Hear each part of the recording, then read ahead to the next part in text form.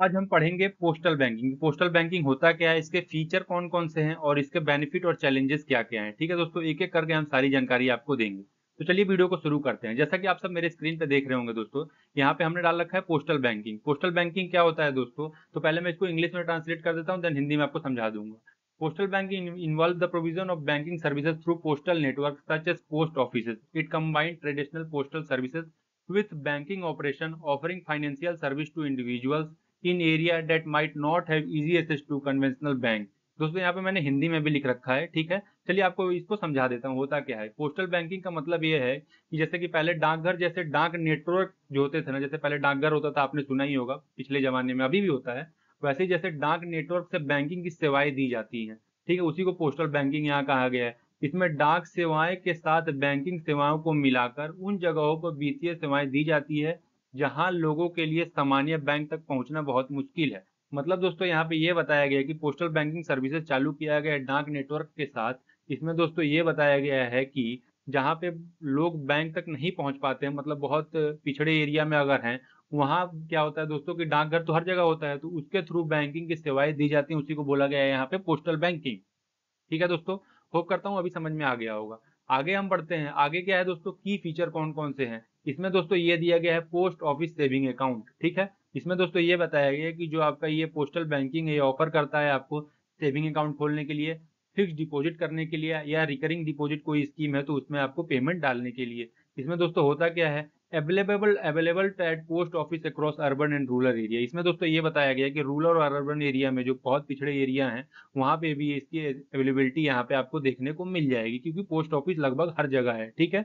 दूसरा इसमें टर्म दिया गया मनी ट्रांसफर सर्विसेज।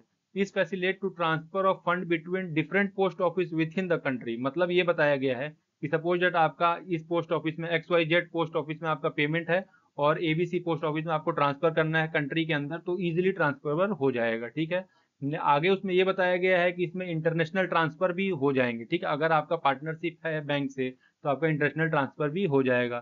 थर्ड बताया गया है pension and social welfare payment. Disperse pension and government benefit through post office branches. दोस्तों अभी भी इंडिया में बहुत सारी ऐसी पोस्ट ऑफिस से आपका जो है पेंशन भेजा जाता है लोगों का, जो कि ओल्ड एज हो गए हैं या जो पुराने हो गए हैं, उनका पोस्ट ऑफिस के थ्रू ही पेमेंट रिलीज किया जाता है, जो कि पेंशन के फॉर्म में होता है, या कोई भी पेमेंट होता है लगभग लगभग इसी से किया जाता है। चौथा जो इसमें टर्म दिया गया है loan product. Some postal bank offer loan for personal needs, agriculture और स्मॉल बिजनेसेस। जैसे जैसे गवर्नमेंट का नया नया स्कीम आता है दोस्तों, इसमें एक स्कीम आया था कि जो भी गरीब लोग हैं या कोई एग्रीकल्चर करना चाहता है, कृषि करना चाहता है, या कोई छोटा बिजनेस चालू करना चाहता है, उसके लिए जो आपका पोस्टल बैंकिंग है वो आपको छोटा मोटा लोन देगा, जैसे कि 20,000 से लेके 50,000 तक, ताकि अपना कोई आप बिजनेस शुरू कर सकें, या कोई खेती करना चाहते हैं तो वो शुरू कर सकें, या अगर आपको पढ़ना हो या कोई आपकी नीड हो तो वो आपकी पूरी हो जाए। पांचवा पॉइंट दिया गया है insurance services. Provide insurance product such as life insurance and postal life insurance scheme.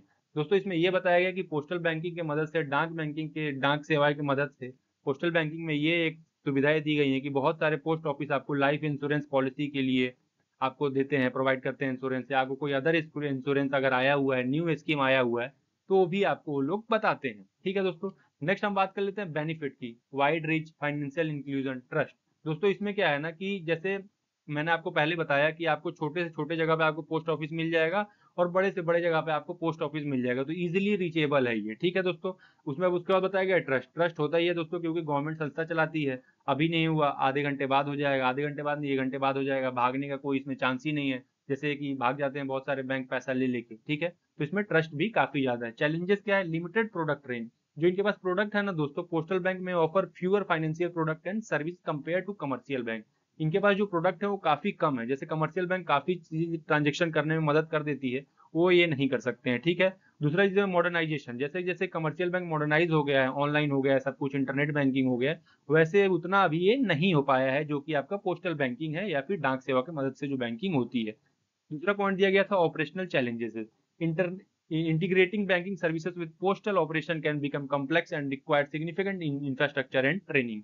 इसमें दोस्तों ये बताया गया है कि जो भी बैंकिंग होती है, इसमें आपका जो ट्रेनिंग होता है या फिर जो भी इंफ्रास्ट्रक्चर उतना मेंटेन नहीं होता है, काफी कॉम्प्लेक्स होता है, मतलब बड़े मात्रा में होता है, ठीक है, और काफी कंजेस्टेड होता है, तो इससे भी एक प्रॉब्लम क्रिएट हो सकती है। तो ये कुछ बेनिफिट और चैलेंजेस थे पोस्टल बैंकिंग के दोस्तों। तो होप करता हूँ कि आपको हमारी वीडियो पूरी समझ में आ गई होगी। अगर अभी भी आपको कोई प्रॉब्लम है तो आप हमें कमेंट करिए, तो हम आपको रिप्लाई देंगे। चलिए मिलते हैं अगली वीडियो में, तब तक के लिए जय हिंद।